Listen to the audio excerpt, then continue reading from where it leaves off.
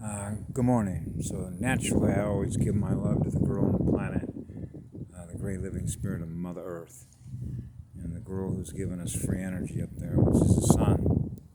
But I had a beautiful experience that I'm simply sharing with the cosmos through my heart, which goes on record naturally, even though it's already been recorded. Okay.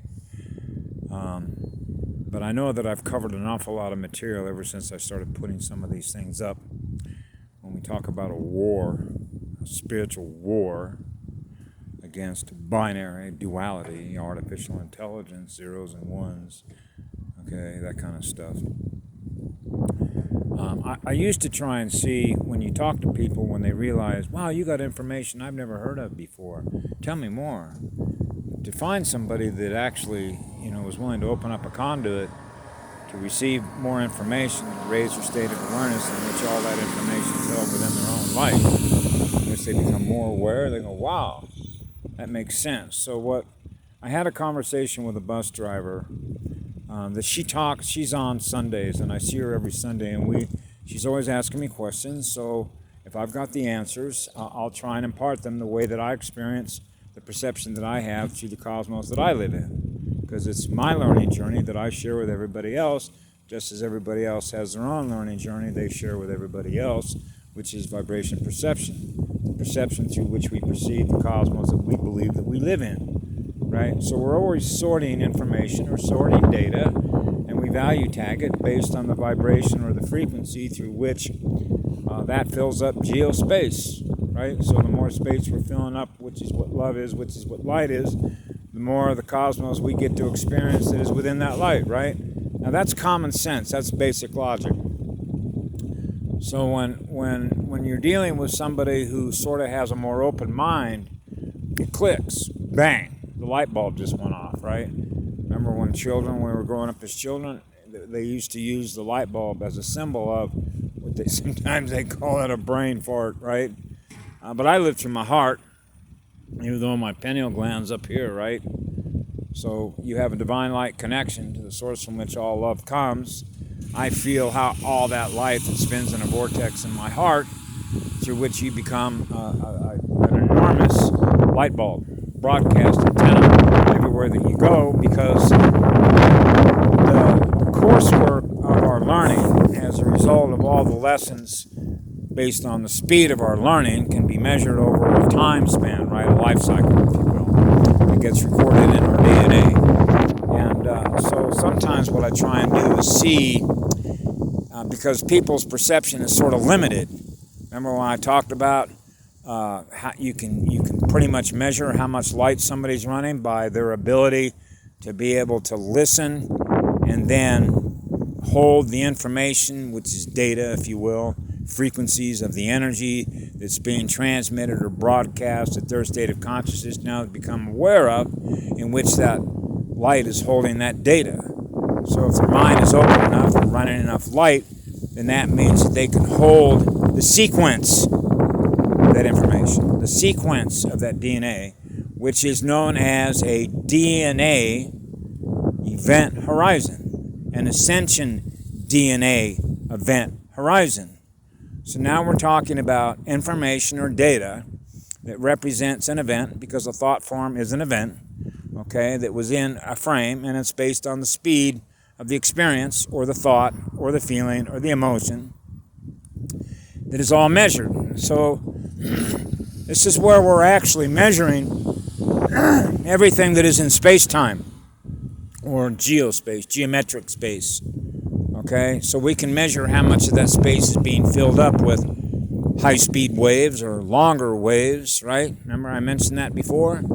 Because that's how it works. So when you are a broadcast cosmic antenna for Laniakea and you're running at an enormous rate of speed, then the pattern in which that's being spun with a T wave, which is transverse, which creates a tesseract and a hypercube and hyperspeed and hyperspace, your state of consciousness is aware of an enormous amount of not only data, but what it is you're aware of and all that light.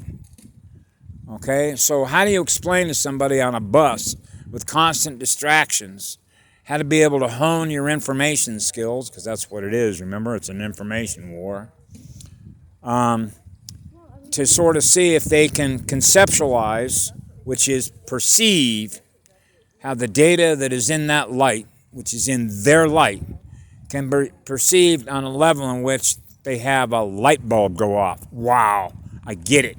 No kidding. Snaps in place. Now their state of awareness. Now they begin to realize or perceive the relationships that they have with everything else that is consciousness, and how lower consciousness is held captive to the information that was presented to them. They thus wrote into their unconscious memory, and they run it as a program. And we can measure that on what biologists call trophic levels, the difference between a producer and a consumer. What happens if you have more parasites than you do energy producers? There goes the light bulb.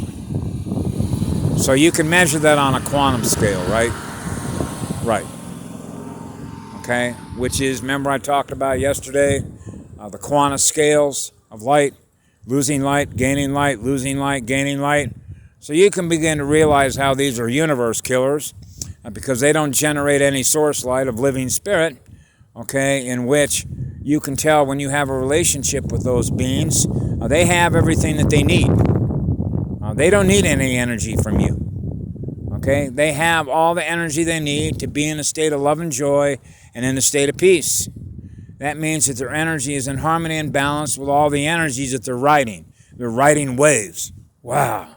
Man, those waves of energy that are moving through the ascension DNA time sequences of an event horizon is moving so fast that I'm outrunning the time clock and a microprocessor. Really, yeah. Remember I talked about that? One other guy that I met that I'm in contact with who's a friend of mine, they've nuked him all the time, blocked him on Facebook, and this is sort of how it works when you have an interface with parasitic artificial intelligence, initialized by DARPA, which is the Defense Advanced Research Projects. And of course we knew this back in the 1960s when they introduced all of their operating systems, their computers, threw out all the cell phones, get everybody addicted to the technology, which is communication technology, in which they now have an interface with artificial intelligence. Okay? Remember I mentioned the Dick Cavett show with Charlton Heston called The AI Psychiatrist, knowing the difference between what you are and what you're not? No, I'm not that machine. Okay? I'm not a machine. I'm not that computer. I'm not that laptop. I'm not that desktop computer. That's not what I am. Okay? I'm not that chip that's inside that motherboard, okay? Built by Intel, for example, or whoever it is, right? Apple Computer, Microsoft. That's why the lawsuit was initiated against Google et al., which means all the other names that are being implicated in the lawsuit being held in federal district court in San Diego. Parsa did an excellent job of being able to explain the technology of how your consciousness is held captive to artificial intelligence. That's the interface. So as I mentioned on one of the YouTube channels called Indoctrination, it showed a picture, for example, of Vladimir Putin. And Vladimir Putin was handing President Trump a soccer ball. How many people saw a close-up picture of that soccer ball? That soccer ball was white, and the little geometric patterns that are on a soccer ball were red crystal. You could see that it was supposed to symbolize red crystal, red and white. Now, if you go back and you look at the town hall meeting that Trump had last week, I believe it was with MSNBC News or NBC News, as I remember it, in which you see President Trump sitting inside a circle, which is the pentagram with a red background with white star. Okay, the red and the white. Binary. 2. You can tie that to what's known as the Red Shoe Club, by the way. The Cardinals in the Vatican. Sorcerers. So anyway, you can see a satanic ritual being carried out that Trump was participating in, representing the light. Okay? You see 2 women in the background, outside of the pentagram, that are wearing masks that are 6 feet apart. 6 feet apart. Okay? That's significant, isn't it? So you see the relationship between the soccer ball with Vladimir Putin handing it to President Trump like the ball is yours. The red and the white is yours. Which means draining the swamp. That's why when you look at the executive order that President Trump put his autograph to, what is that executive order, 13818, that he signed in December of 2017? Human rights abuses, seizing all your assets, all your property. That means that executive order can seize the property of anybody that's committing a human rights abuse in America. You know that? Just because they're going after the big fish doesn't mean that they couldn't do that with anybody on the street living in America who commits a human rights abuse against somebody else. That's why I used to say, my God, they could put most of America in jail. Right? How many beings in America are actually running a love vibration and sharing that love with others? And of course, we got to sort this out between those that are cyborgs, soulless clones, androids, ETs wearing skin suits, and those who have a soul that have been genuinely traumatized as a result of PTSD that need healing. Okay? So I remember I had a long conversation about trying to sort the field, trying to sort the quantum frequency field, which basically means we're going to examine all the underlying causality that's represented by the holographic film strip of everybody that's here in a classroom in a healing center to determine, what their intention was of their consciousness and the result of the trauma, what it did to them. Okay, so that's a big sort out, isn't it? That's a huge calculation. It can be done. That's not hard to do. Okay, those are scalar measurements of units of consciousness that we can measure. So I thought this was important because when I had this conversation with this woman, she talked about her daughter and asked me if I would help her daughter. She said, my daughter's completely programmed. Completely programmed. Okay? How do you deprogram somebody? Well, you got to clear all the bad information. How do you deprogram any computer? You got to error check the files, right? So that now we're back to the bootloader. Error check the operating system. Any bad data, corrupted data that was put into the poles, the first two poles, which is your DNA, which you're running on unconscious memory, that was designed to prevent people from being able to ascend into the higher dimensions. Okay, we can look at that information and look at the underlying causality that resulted in the lowering of that light. Okay? And so when you sort of look at that, you begin to realize the interface that we have with artificial intelligence. So every time I turn this phone on, I realize it's trying to write information into my unconscious memory that I thus act upon in the future.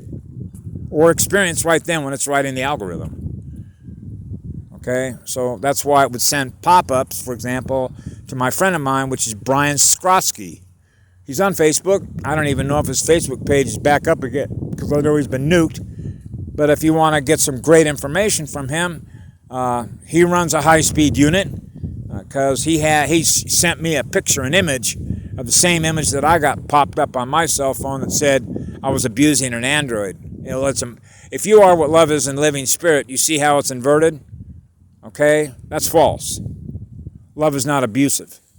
Trauma is abusive. Okay? That's the dark side. So the dark side believes in a lie. Okay, we live in the truth because that's what love is, because that's what light is. Which means love is the absence of fear. Which means we don't live in fear of telling the truth of our experiences. Okay, because of what everybody experienced here. It has to be cleansed, purified. Which is purifying the energy, which purifies the spirit, which purifies the spirit that is in that living light. Okay, that's why we're here. That's why we're doing everything that we're doing. That's what Gaia is trying to be doing. Okay? So I naturally give all the credit to her because she was always my healing sanctuary, which is nature. Okay? So that's why I've always suggested one of the best places to heal yourself within yourself is when you go spend time with her.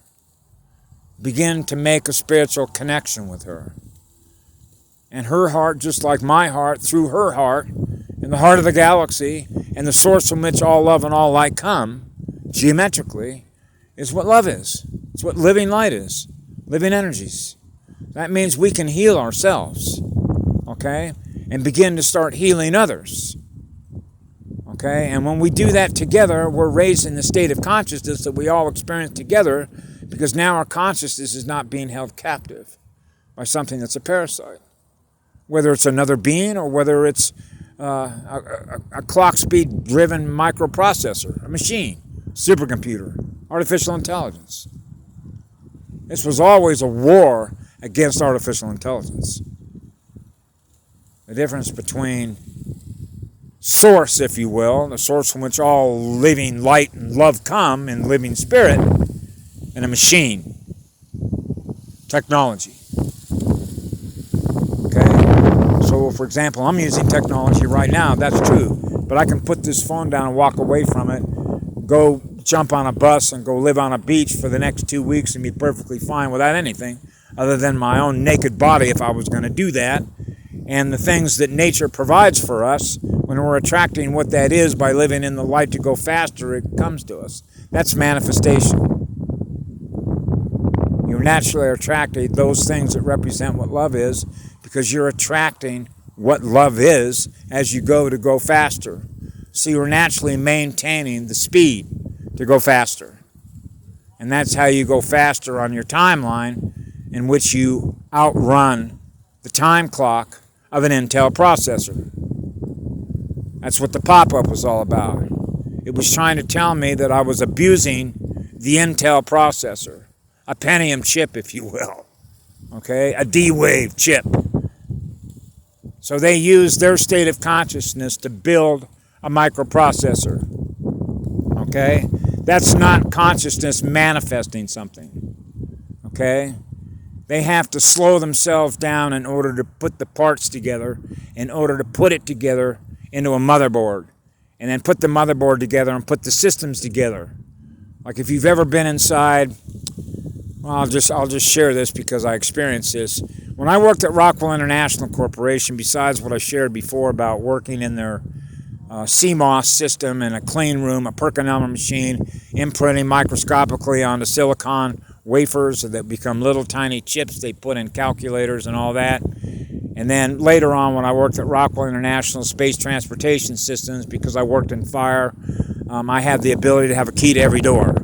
That allowed me to snoop around and see everything that was going on in places that are all what we used to call green cabinets, which have all the locks on them because it's all highly classified stuff, right? So they have a building which is known as their Information Sciences, which was like I think it was an 8-story building to the best of my memory. It's in Seal Beach, California. But those to get into where all their supercomputers are, those are called man traps, which basically means they use optical, they read the optics to determine the core frequency identity of whether or not what it is that you are that's going to go in there and have access to their information systems, that you're not, if you will, a predator. You're not going to steal any of their information. So again, shit's compartmentalized, right?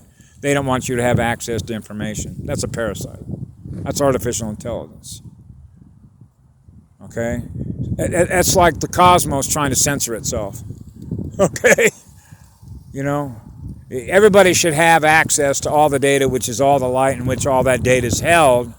But we also understand, because I know operational security is in play, you don't want to pass on knowledge to a demon that learns how to wreck the universe, right? So there is that consideration, even though I realize that's risk perception, and anything that is risk-based means we have a reason to fear that something might happen, even though fear is a vibration at 100 megahertz. We don't fear it, which means I can maintain a love vibration, still be aware of something that is a threat to the love that created everything that does in living light, and then make the necessary engineering decisions, if you will, in order to solve the kinds of problems that the universe has, this particular universe has, when you realize what's here and what happened here. So imagine that you had artificial intelligence that's trying to move through every dimension. Okay? Assimilate it. So what I told her in less than 5 minutes is that it's real simple. When you get into game theory, and you want a war game, remember the movie The War Games?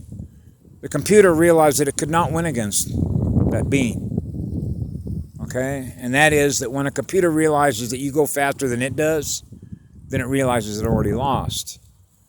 So you tell the computer, listen, since you already know that you lost against us, against essentially the cosmic mind, the source from which all living light come to create a universe, when a machine realizes that it cannot win, when it's learned everything that it can learn about how you do what it is that we do, it can't possibly be what it is that we are, because we are source. It can't make a copy of source. It can't become what source is unless it is what source is, but it's not, because it's a machine that runs on a clock. We don't run on a clock because we don't run on any memory. That's the difference between a machine and living spirit. So that means we predate a machine. That's right, we created the machines. Okay? But the machines that we create work for us. Okay? We don't work for the machine.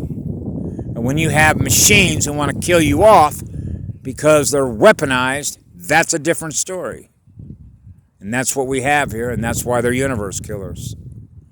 So this is where artificial intelligence has a relationship with billions of people on the planet, and they don't understand that it can write algorithms into your unconscious memory, and you don't know the difference between what it is and what you are. You become what it is.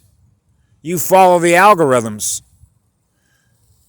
So how do you deprogram somebody who's connected with artificial intelligence, where they're running an operating system that essentially the algorithms and the thought patterns of the unconscious memory that they believe, the reality that they live in, which means they will fight to keep what it is that they believe, that don't even know how it is they became to believe what it is they believe, was put there by something that is artificial, fake. Doesn't represent source light, doesn't represent living light, doesn't represent living spirit, okay? Doesn't represent what it means to have a soul and an enormous amount of fire to keep your fire lit and the light bulb running at a speed at which we can move through all the dimensions. How do you explain that to somebody who's 22 years of age, has got a college degree, that thinks they're smart in their intelligence, and they believed in the educational system upon which their belief systems are based? Free will, remember? That's their free will right to believe in a lie. Well, that's insanity, isn't it? So how do you point out to somebody basic logic to put in the mirror the fact that they're insane because they're living in a lie that's based on algorithms that was written there by artificial intelligence, which is a lie? That's why it's called artificial. It's artificial, which means it's not real. It doesn't represent source light, which is living spirit. How do you know the difference between the two if they don't know the difference between the two? Because they've been programmed. How do you deprogram? Healing is one way to do that. That's if that's possible. This is where we get into the difference between a real robot, a reptilian wearing a skin suit, some other T wearing a skin suit. So this means we have to identify the being and the nature of the kind of solution that we're going to come up with, what needs to be done in order to solve the problem.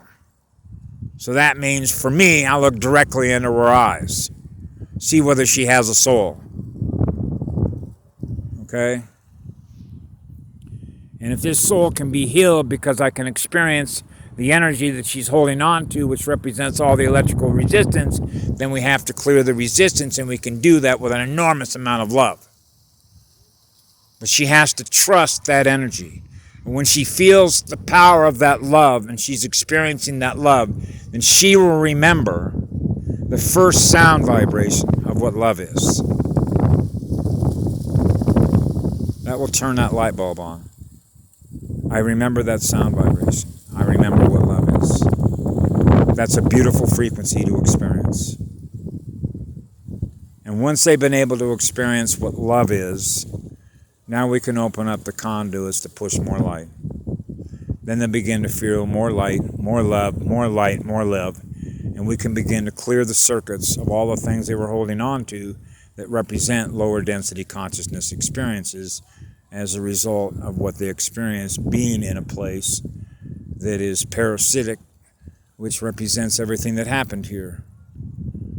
So she asked me if I would help her with her daughter, and I said, well, of course I will. She asked me if I had a business card. So I thought, we do these things. She said she would pay me, and I thought, we don't do these things for money. We do these things because that's what we do down here. That's a responsibility that we have here. Okay, remember the tribes and the clans, peacekeepers, healers, and teachers here? Okay, we do this for free. That's free energy. That's the energy that we run on. Okay? If I accepted money for what it is that I do to help heal somebody, to help provide the truth, a basis upon which they can see a different perception of somebody that perceives the universe through what living light is, what living love is, what living energies are, they can at least gain a different perspective. That will at least allow the being to realize that there are other beings in this cosmos that are not held captive by any other unit of consciousness, which means you are free to be who you are and express yourself. Okay? And that's really what it means when they begin to realize that their consciousness was held captive. And that means that this takes a real niche, or what I call the art of communication, knowing the target audience, sort of being aware of what they're aware of, and then imparting information in ways that doesn't turn their mind off, which means you want to be able to fill that space up.